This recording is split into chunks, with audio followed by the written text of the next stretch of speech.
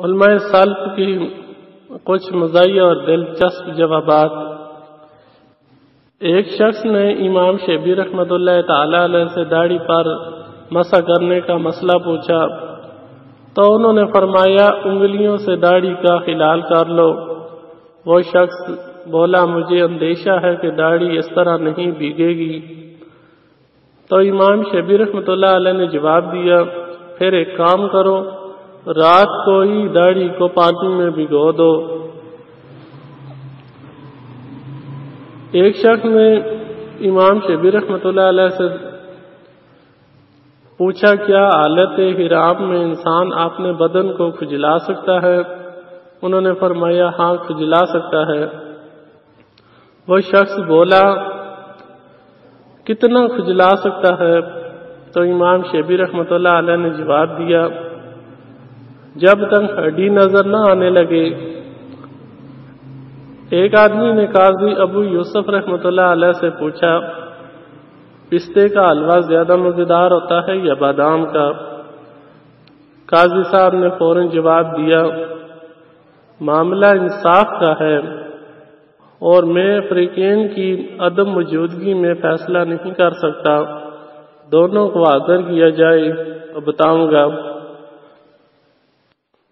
ایک شخص نے عمر بن قیس رحمۃ اللہ علیہ سے پوچھا اگر انسان کے کپڑے، جوتے اور پیشانی وغیرہ میں مسجد کی کچھ کنکریاں لگ جائیں تو وہ ان کا کیا کرے؟ انہوں نے جواب دیا پھینک دے۔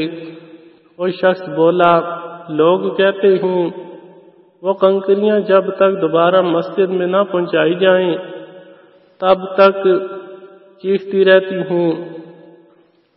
وہ بولے تو پھر انہیں اس وقت تک چیخنے دو جب تک ان کا حلق پھٹ نہ جائے۔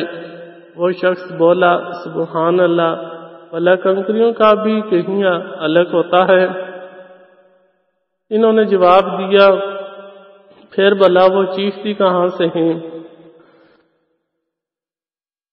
حضرت ایوب رحمۃ اللہ علیہ کہتے ہیں کہ میں نے ایک آدمی کو سنا، وہ حضرت اکرامہ رحمۃ اللہ علیہ سے کہہ رہا تھا فلاں شخص نے خواب میں میرے اوپر زنا کی تہمت لگائی ہے۔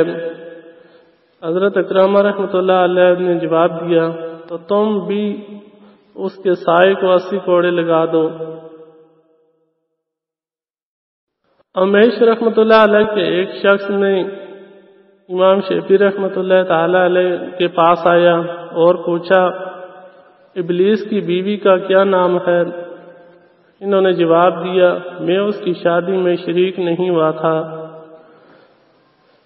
ایک آدمی نے امام اعظم ابو حنیفہ نعمان بن ثابت رحمۃ اللہ تعالی علیہ کے پاس آیا اور پوچھا جب میں اپنے کپڑے اتار کر ندی میں غسل کرنے کے لیے جاؤں تو اپنا چہرہ قبلے کی طرف رکھوں یا کسی اور طرف؟ انہوں نے جواب دیا بہتر ہے کہ تم اپنا چہرہ کپڑے کی طرف رکھو تاکہ کوئی انہیں چرا نہ لے۔ ایک عالمہ عورت دوسری شادی کے فضائل بیان کر رہی تھی۔ پاس بیٹھی ایک عورت نے کہا اب مجھے آپ سے بات کرتے ہوئے کوئی جھجک محسوس نہیں ہوتی۔ عالمہ عورت نے پوچھا کیوں؟ وہ کہنے لگی اس لیے کہ میں آپ کے شوہر کی دوسری بیوی ہوں۔ جب عالمہ عورت نے یہ بات سنی تو وہ فوراً گر کر بے ہوش ہو گئی۔